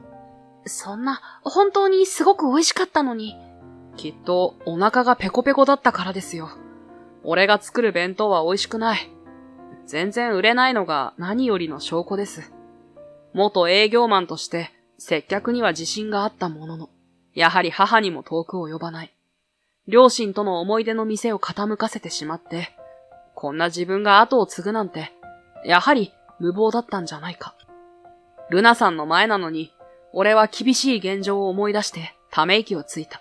すると、その時だった。ハンバーグ弁当。え？ルナさんが急に大声を出したので、面食らってきょとんとする。ルナさん本人は頬をあからめて恥ずかしそうに笑っていた。すみません。あの味を思い出したら、つい大きな声が、ハンバーグ弁当を一ついただいてもいいですか？はい。少々お待ちください。今の話の流れで、とも思わないでもなかったが、才能ある人というのは、どこか世間の常識からずれているものだと聞いたことがある。俺はキッチンに入って、注文通り、ハンバーグ弁当の調理に取り掛かった。そして、約10分後、お待たせしました。わあ！俺が持ってきた弁当を見て、ルナさんはわかりやすく目を輝かせた。そして早速ベンチに座り、いただきますと、出来たてのハンバーグを口に運んだ。そうそう。私、今日はそんなにお腹が空いていないんです。そうなんですか。はい、でも、やっぱりすごく美味しいです。そう言って、ルナさんはにっこりと微笑んでくれるのだった。お弁当を50個注文したいんです。一緒に舞台をしている皆さんに差し入れしたいので。あっという間に弁当一つを完食すると、ルナさんは改めてそう言った。大丈夫ですか？50個か。初めてですが、無理ではないと思います。でも、本当にうちでいいんですか？篠山さんのお弁当がいいんです。どのお弁当も美味しくて、それに優しい味がしたから。一緒に頑張っている仲間たちにも食べてもらって、残りの舞台を乗り切りたい。彼女はそう言ってくれた。優しい味？お父さんの時と味が変わってしまったのは、きっと仕方ないことだと思います。同じ役柄で同じセリフを喋っていても、演じる人によって雰囲気が違ってしまうように、それは演技の上手い下手じゃなくて、それぞれの個性があるからだと思うんです。個性？だから私は、美味しくて優しい味がする篠山さんのお弁当が好きです。私だけじゃなくて、そう思う人はきっと大勢います。だから自信を持ってください。その言葉は、ずっと抱いていた勘違いに気づかせてくれた。いくら父の味を追い求めても、完璧に再現することなんて不可能なのに、そんなことより、もっと大事なのは、自分が自信を持って美味しいと言える弁当をお客に提供することじゃなかったのか？ご注文受けたまわりました。本当ですか？はい。皆さんの元気が出るような、とびきりの弁当を作らせてもらいます。目を輝かせたルナさんに、俺も笑顔で大きくうなずいた。それから数日後、俺は今出せる全力を込めた弁当50個をルナさんが舞台をしている劇場に納品。すると、想像以上の反響があり、すごく美味しかったからと、直接買いに来てくれる舞台関係者も少なくなかった。そして、すみません。少しご相談があるんですが。ある日、そんな電話が店にかかってきた。電話の主である女性は、あるモデル事務所の社員。舞台関係者とのつながりから話を聞いて、この店の弁当に興味を持ってくれたらしい。和風のおかず中心なお弁当を作ってもらえないでしょうか。できるだけカロリーを低く、だけど味は美味しくて、少量でも満足できるもの。それは、ずいぶん難しい注文ですが、聞けば、所属するモデルの多くがスタイルの維持に悩んでいるという。この店の評判を聞いて、食べてみたいという声が多く上がったものの、みんなカロリーが気になって食べられない。それがかわいそうで、どうにか食べさせてあげたいのだと。なるほど。ちなみに数は？全部で100個お願いします。100個ですか？それは、これまでで一番の大口注文だった。俺は試行錯誤の末に、低カロリーで美味しく、かつ満足感のある新しい弁当を完成させ、どうにか無事に納品。すると、それがさらに評判を呼んで、別の芸能事務所からもまとまった注文が次々と舞い込むようになって、あれだけ閑古鳥が鳴いていた店は、いきなり休む間もないほど、忙しくなったのだった。こんにちは、弁当屋篠山です。特製弁当10個お届けに参りました。そんな大忙しの日々の中でも、俺には必ず自分の足で行く場所があった。それは、とある雑居ビルの2階にある、オフィスが一つあるだけの小さな芸能事務所だ。ご苦労様。そこに置いてちょうだい。ここは、ルナさんの個人事務所。社長を務めているのは、ルナさんの母、星川春子さん。注文の弁当を配達に来ると、いつも決まって、そこに置いてとパソコンから顔を上げることもなく指示される。ルナさんと顔立ちは似ているが、その雰囲気は正反対。綺麗だが、少し冷たくて怖い印象のある女性だ。まだ何か？いえ、失礼します。少し体質が遅れただけで、トゲのある声が飛んでくる。お母さんはいつも厳しいのと、ルナさんがこぼしていた通りだ。けれど、ありがとうございました。またのご注文をお待ちしています。これからも、俺はここに弁当を届けに来る。弁当屋篠山が大復活するきっかけをくれた、ルナさんへの感謝を込めて。そんなある日のことだった。彼女自身も仕事で大忙しな中、そのルナさんが久々に店へ顔を出して、いきなり篠山さんにお願いがありますと切り出した。私に料理を教えてもらえませんか？料理ですか？俺がルナさんに？はい。篠山さんしかいないんです。そう言いながらルナさんはカウンター越しにぐっと顔を近づけてきた。お願いします。とても真剣な目で、今世間が最も注目する美女に迫られて、俺は鼓動がドキッと急に速くなったまま、しばらく元に戻らなかった。急に料理を教わりたいなんて、また役作りのためだろうか。そう考えた俺は、すぐにルナさんの頼みを引き受けることにした。何しろ、ホームレス役の時、彼女が演技にかける情熱を、俺は文字通り目の当たりにした。また彼女があんな素晴らしい演技をするなら、それに恩人である彼女のためなら、料理を教えるくらいお安い御用だ。こういうのもなんですが、あの時は本物のホームレスに見えました。あそこまでしなきゃいけないなんて、演技って大変なんですね。いえ、あの時は特別でした。私の人生がかかっていたので。人生ですか？ええ。ルナさんは苦笑いをしながら、あれほど役作りにのめり込んだ理由を明かしてくれた。彼女は十数年前、一時期かなり注目された子役だったらしい。天才子役。10年に一人の逸材ともてはやされて、周囲の大人たちに散々ちやほやされた。しかし、すぐに旬を過ぎてしまったんです。別の子役が注目されるようになると、一気に世間から飽きられてしまって、どんどん仕事は減っていって、中学を卒業する頃には、もう誰も私を覚えていませんでした。大人たちにも手のひらを返され、所属していた事務所も首同然で退所。それから約10年の間、名前もないような俳役を細々とこなしながら、女優としてパッとしない日々を送った。ところが、ある日、チャンスは前触れもなく舞い込んできた。有名な舞台監督が私をヒロインにって抜擢してくれたんです。それがあのホームレス役で、ついに仕事がゼロになって正直焦っていた時だったので、これだと直感しました。この役を完璧に演じられれば、これからも女優を続けられる。だから役作りのためなら何でもしてみせるって。あの厳しい社長ですら抜擢された時は頑張りなさいと激励してくれたらしい。だから空腹のあまり気絶するまでルナさんは自分を追い込んだ。その甲斐あって舞台は大成功。現在は事務所にもひっきりなしにオファーが舞い込んでいるという。それは良かった。けどやっぱり芸能界は大変ですね。ただテレビを見ているだけの俺には単に華やかな世界に見えるのに。ええ。その時ふとルナさんの表情が寂しそうなものに変わった。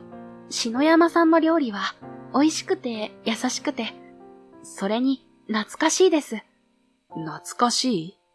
実は料理を教わりたいのは役作りのためじゃないんです。え、そうなんですか？はい。私、お母さんのために料理を作りたいんです。まっすぐ俺を見つめながら、ルナさんはそう言った。子役を始める前、それに始めたばかりの頃、うちはお金がなくて、でもルナのためならって、お母さんは工夫を凝らして、お腹いっぱいご飯を食べさせてくれました。それが本当に美味しくて、篠山さんが作るお弁当の味は、不思議とお母さんの料理に似ているんです。それは、いいお母さんですね。そうですよね。いいお母さんなんです。とっても。また寂しそうな表情を浮かべて、ルナさんはぽつりとつぶやく。弁当を食べながら泣いてしまったのは、その当時を思い出したから。貧乏な母子家庭でも、あの頃は幸せだったと。今との違いを思い知って、悲しくなったからだとも。今は、幸せじゃないと。そうですね。お母さんが変わってしまったので。変わった？私のために何もかも投げ打って頑張ってくれたのは知ってるけど、子役として成功した途端、たくさんお金が手に入った途端、今のお母さんに変わっちゃった。たとえ貧乏のままでも、私は優しいお母さんがいてくれたら、それだけでよかったのに。ぽたりと、ルナさんの手元に涙の雫が落ちる。それを見た瞬間、俺は悟った。彼女が料理を教わりたいのは、昔の優しい社長を取り戻したいから。二人で思い出の料理を食べれば、社長も昔を思い出してくれると、信じているからだと。ルナさん、社長はどんな料理が得意だったか、教えてもらえませんか？え？突然、ある作戦を思いついた俺。それをルナさんに明かすと、彼女も目を丸くした。そして翌日から、仕事の合間を見つけては、俺の元へ通ってくるようになるのだった。ところが、ルナさんに料理を教え始めて1ヶ月が経つ頃だった。いつものように彼女の事務所へ弁当を届けに行くと、珍しく社長は顔を上げて、俺をまっすぐに見つめた。何か？今後二度と、篠山さんにお弁当は注文しません。え？思わぬ言葉に固まると、社長は椅子を立ち上がり、こちらへ歩いてきた。そして目の前まで来ると、じろっと、鋭い目で俺を睨みつけた。知っているのよ。ここ1ヶ月、娘があなたのお店に通い詰めているのは、何をしているのか知らないけれど、もう二度と行かせませんから。そんな、待ってください。ルナさんは。困るのよ。やっと仕事が増えてきた今の時期に、スキャンダルで変な注目をされるのは、スキャンダル？今すぐ娘と関係を切って、お金が欲しいなら、多くはないけど差し上げるつもりよ。待ってください。社長は俺たちについて誤解している。ルナさんに関しては、誓って何もやましいことはないのだと。俺は弁明しようとするが、それは途中で社長に遮られてしまった。どうせ、娘を使って芸能界につながりを作りたかったんでしょ？よかったじゃない。ずいぶん繁盛しているようで、もう十分なくらい娘を利用できたでしょ？これ以上はルナにとって邪魔でしかないわ。あなたのせいで女優としてのキャリアに傷がついたら、私は絶対にあなたを許しませんから。あ、ルナさんにとって邪魔。女優としてのキャリアに傷がつく。考えてもみなかった言葉に、俺は頭をガツンと殴られたようなショックを受けた。わかりました。ですが、最後にお願いがあります。お金のこと？違います。これを食べてもらえませんか？は？怪訝な顔をする社長に、俺は持ってきた弁当の山から一番上の一個を差し出した。それだけ、他の弁当箱とは包み紙の色が違う。なぜなら、それは特別な弁当だから。これは今朝、ルナさんと一緒に作ったものです。ルナと？社長とお母さんとの思い出の料理をたくさん詰めてあります。これを作ったルナさんの気持ち。きっと食べてもらえればわかるはずです。できれば、ルナさんと一緒に。そんな話、信じると思う？中を見てもらえればわかりますよ。それでは、失礼します。深く一礼すると、俺は社長の元を後にした。もう二度と来ることはない場所。そして、ルナさんとも、明日を最後に、もう二度と会えないのだと、覚悟しながら。そして、翌日の閉店後、いつものように仕事を終えたルナさんが店にやってきた。やけにそわそわしながら、彼女は俺におずおずと尋ねてきた。お弁当、お母さんに渡してくれたんですよね。私昨日はロケで帰れなくて。ちゃんと渡しましたよ。本当に？はい。目を輝かせる彼女には、とても本当のことは言えなかった。弁当を受け取った社長が、少しも嬉しそうな顔をしなかったなんて。それから、いつも通り一緒に料理をして、完成した料理を一緒に食べている最中、ついに俺は切り出した。もう、これで最後にしましょう。え？ずいぶん上手になったので、俺が教えることはありません。お弁当も無事、社長に渡したことなので。でも私、まだまだ全然下手で、一回だけでお母さんが元に戻ってくれるとも限らないし、これからも、食い下がるルナさんを突き放すように、俺は出入り口に向かい、ドアを開け放った。帰ってください。それから、もう二度と来ないでください。篠山さん、どうして？声を震わせながら、ルナさんの目がみるみるうちに潤んでいく。そして、篠山さんが、新さんが好きになっちゃったんです。これからも一緒にいたいって、思っちゃダメなんですか？ポタポタと涙が頬を伝って床に落ちる。厳しい芸能界に生きる中で、俺のそばだけがほっと安らげて、心から笑える場所なのだと。そんな思わぬ告白にも、俺の心は動かなかった。さあ帰って。ルナさんの気持ちには応えられないので。新さん？俺はルナさんの腕を掴んで、無理やり出入り口に連れて行った。涙で顔をぐちゃぐちゃにしたルナさんは、しばらく抵抗したものの、最後は俺と一緒に店の外へ出て、ようやく諦めたように、その場で力なくうつむいた。本当にこれで最後なんですか？はい。もう、ルナさんには会いたくありません。そう。そこで不意に顔を上げたルナさんは、寂しそうな微笑みを浮かべていた。そして、私の気持ち、忘れないでください。そう言って、突然ぎゅっと抱きついてくるのだった。ルナさん！最後ですから、いいですよね、これくらい。ああ、どうしよう。いっそ真実を明かしてしまおうか。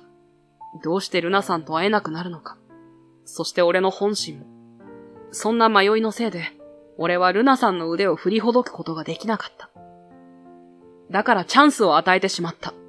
すぐ近くで張り込みをしていた記者に、俺たちの写真を撮るチャンスを。あ！カシャッと、シャッター音が聞こえた時には手遅れだった。カメラを持った若い男性が、ニヤニヤと笑いながら駆け寄ってきて、慌てて俺から離れたルナさんに質問を浴びせた。週刊感動です。女優の星川ルナさんですよね。そちらの男性は恋人ですか？違います。ならどうして抱き合っていたんですか？ご兄弟はいませんよね。子役時代から母子家庭で、お母さんの星川社長と二人きりの家族なので。やめてください。男性から守るように、俺はルナさんを背後にかばう。すると男性は、熱愛スクープの証拠ができたとばかりに、何度もカシャカシャとシャッターを切った。やめろって言ってるんだ。彼女とは何でもない。赤の他人なんだよ。これを見た人も、果たして同じことを思いますかね？何？ニヤニヤと下品な笑みを浮かべながら、男性はカメラを俺に見せつけるように、高く掲げてひらひらと振ってみせた。そして、どこかへ電話をかけながら、止める間もなく走り去っていくのだった。新さん。不安そうな表情のルナさんを、きっと大丈夫と慰める。根拠は全くないけれど、そういうしか、俺にできることはなかった。ところが、お母さんだ。もしもし？ルナ、今すぐ事務所に来なさい。篠山さんと一緒に。ルナさんのスマホから響いた、星川社長の怒鳴り声。それは決して大丈夫と言える状況ではないことを物語っていた。週刊誌の記者から連絡があったわ。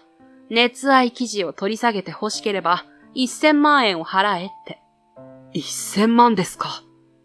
だからお願いしたのよ。もうルナには近づかないでって。事務所に到着するなり、星川社長は俺を責め立てた。全部あなたのせい。私が今までどれだけルナの身辺に気を使ってきたと思ってるの、と。なんとか言ったら？それとも、あなたが1000万円を払ってくれるの？すみません。やめてお母さん。新さんは何も悪くないの。悪いのは全部私。きっと私のために、新さんはわざと突き放してくれたのに、私が気持ちを抑えられなかったから。どうでもいいわ。あなたの気持ちなんて。それより、どうにか記事を取り下げてもらわないと、今後の仕事に差し支えるわ。何か記者を止めるつてがあるのか、どこかへ電話をかけようとする社長。その手を、俺は掴んで止めた。何してるの？あなた。昨日の、ルナさんの弁当、食べていないですよね、社長。お弁当？こんな時に何よ。いいから話しなさい。もし食べていたら、そんな言葉は出ないはずだ。ルナさんの気持ちがどうでもいいなんて。はっとしたような顔で、社長の動きが止まる。そこへ、ルナさんが不安そうな顔で尋ねた。あのお弁当、食べてないの？お母さん。あなたまで、そんな場合じゃないってわかるでしょ？もしかして、食べないで捨てちゃったの？捨てるはずがないでしょ？そう叫びながら、社長は勢いよく椅子を立ち上がった。ルナさんは少しほっとした顔になる。ここがチャンスだと、俺は社長に真実を告げた。社長、ルナさんはずっと俺に料理を習っていただけです。料理ですって？はい。昔二人で一緒に食べた思い出の料理を再現したいから。それを今の社長と一緒に食べたいから。ですよね、ルナさん。はい。お母さん、お弁当は？捨ててないのなら今はどこにあるの？じっとルナさんの顔を見つめたまま、しばらく沈黙する社長。すると不意にオフィスの隅へと向かうと、そこにあった冷蔵庫から見覚えのある箱を取り出して、また戻ってきた。開けてもいいかしら？そう尋ねられたルナさんが小さくコクンとうなずく。そっと包み紙を剥がして弁当箱の蓋を開けると、社長の表情が変わった。これ、ウインナーは高くて買えないから、割引のちくわで作ってくれたタコさんちくわ。そっちは野菜の切れ端をたっぷり入れたかさ増しオムレツ。それから、一つ一つ丁寧に、ルナさんがおかずの解説をしていく。どれも家計に余裕がないなりに、食べることが大好きな娘のためにと工夫を凝らされた。美味しくて、愛情がたっぷり詰まった料理だ。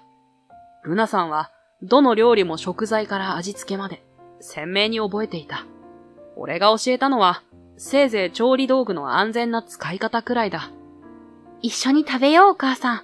すごく美味しいから、ちゃんと味見もしたけど、お母さんが作ってくれた料理そのままだもの。ルナ。お父さんと離婚して、私を一人で育ててくれたこと。お金がないのに、私がお芝居をしたいって言ったから、高いレッスン代を工面してくれたこと。子役のお仕事を始めてから、今まで、ずっと隣で支えてくれたこと。すごく感謝してる。でもね、今の怖い顔をしているお母さんより、昔のお母さんの方が好きなの。女優の仕事を続けるより、たくさんお金をもらうより、お母さんと一緒にご飯を食べたい。お金がある今より、貧乏だった昔の方がずっと楽しかったから。これが私の気持ち。ああ。社長はうつむいたまま、じっと弁当箱の中を覗き込んでいたが、やがて、ルナさんが差し出した割り箸を受け取ると、まずは、ゆっくりとオムレツを口に運んだ。ね、美味しいでしょ？目を見開いた社長に、ルナさんがにっこりと微笑む。そして、別のおかずにも次々と手を伸ばすのを静かに見守っていた。仕事が取れるまでオーディションを受け続けなさいって、厳しく言ったのも、本当は嫌だったの？私が頑張りたかったから頑張っただけ。本当は辛くて一人でこっそり泣いたけど。そうだったの。ポロポロと、社長の目から涙がこぼれる。涙をこぼしながら、彼女の箸は止まらなかった。そしてすっかり弁当を完食すると、最後に社長は小さな声で、美味しかったわとつぶやくのだった。ごめんなさい。あなたのためを思って、ずっと頑張ってきたつもりだけれど、本当は、あなたの気持ちなんて何もわかっていなかったのね。お母さん。篠山さん、ありがとう、間違いに気づかせてくれて。それからごめんなさい。いろいろと失礼なことを言って。社長。私からも、本当にありがとうございました、新さん。そっくりな微笑みを浮かべながら、揃って俺に頭を下げて。頭を上げると、ルナさんと社長は、顔を見合わせて、にっこりと笑い合った。こうして彼女たちは、無事に昔のような二人に戻ることができたのだった。その後、ルナさんはホームレス役の大成功を足がかりに、女優として再ブレイク。今ではドラマからバラエティ、CM まで、テレビで見ない日はないほどの売れっ子だ。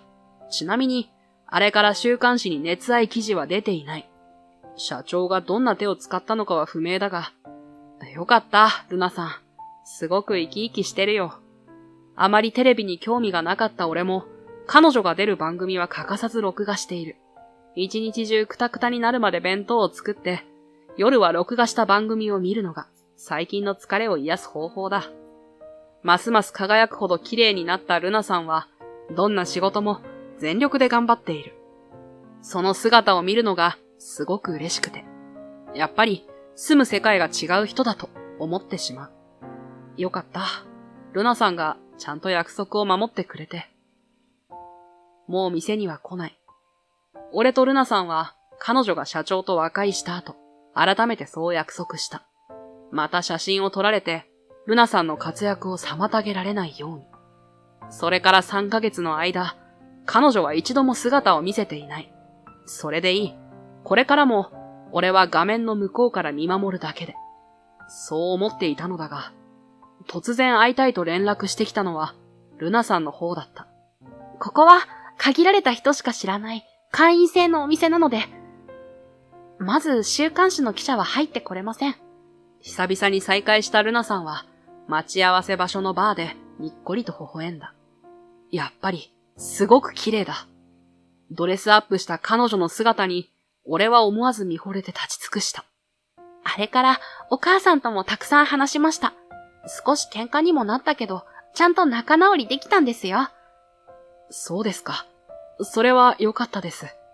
今の仕事は私がやりたいと言った分だけをさせてくれてるんです。ルナが好きなように思うままにやってみなさい。体を壊さないようにほどほどに頑張りなさい。それから1日1回は必ず一緒にご飯を食べられるようにって、スケジュールを調整してくれるようになりました。そっか。全部新さんのおかげ。本当にありがとう。そう言いながら、ルナさんはそっと、体を俺の肩に寄せてきた。いきなり彼女と密着する形になって、俺の心臓がドキッと跳ねる。あはは、酔っ払ってるのかな、ルナさん。そうかも。だから、忘れちゃいました。新さんに振られたことなんて。至近距離で微笑みながら、ルナさんがさらに体を寄せてくる。そして、好きです、新さん。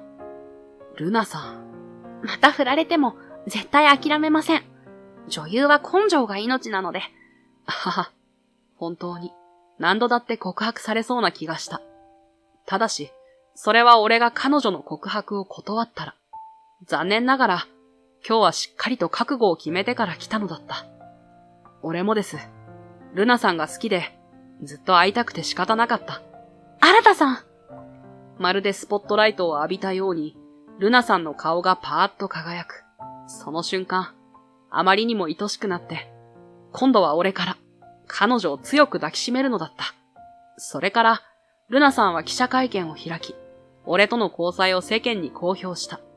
その理由を記者の一人に尋ねられると、彼女は毅然とした口調で、にっこりと微笑みながら答えるのだった。私も、もちろん相手の男性も、何も悪いことをしていないので、秘密にしておく理由はないと、社長とも相談して決めました。後ほど聞いた話によれば、社長はルナさんの思いが実るまで、あの記者との交渉を引き延ばしてくれていたらしい。もうすぐ、もっと世間を騒がせるネタを提供する。騒ぎにならなかったら、2000万でも億でも払うと言い続けて。社長は嘘をついていない。ルナさんの堂々とした交際宣言で、世間はしばらく大騒ぎになった。そして記者は特ダネが台無しになり、1000万円を手に入れることもできず、今頃さぞ悔しい思いをしていることだろう。一方の俺は、以前にも増して、忙しい日々を送っている。ルナさんが会見で、相手の男性はお弁当屋さんを経営している方と公表したおかげで、すぐさま俺の店が特定されたからだ。最初は興味本位で押し寄せたお客たちも、一度弁当を買っていけば、みんな2回3回と来店する常連になってくれた。今では、店の前に行列ができるほど、弁当屋篠山は、連日お客で大賑わいの店になったのだった。新さん、和風ヘルシー弁当一つ。ルナさん、いらっしゃい。ルナさんも今では常連客の一人だ。お互い非常に忙しいので、店で会うのがデート代わりのようなもの。けれど、彼女はそれが楽しいと言ってくれる。そして、それは俺も同じなのだった。ハンバーグ弁当じゃなくていいの？最近ちょっと太っちゃって、しばらくカロリーを控えようかなって。そんなことないと思うけど、それに少し太った方が、むしろ役の幅が広がるんじゃない？確かに。本当の理由は、好きなものを美味しそうに食べる姿が大好きだから。だが、ルナさんが笑顔になってくれたので、嘘も方便というやつだ。ちなみに現在、新メニューのヘルシー豆腐ハンバーグ弁当をおすすめしていますが、美味しそう。じゃあそれを、とりあえず5個。かしこまりました。そのうち大食いの仕事も来そうだね。大食いか。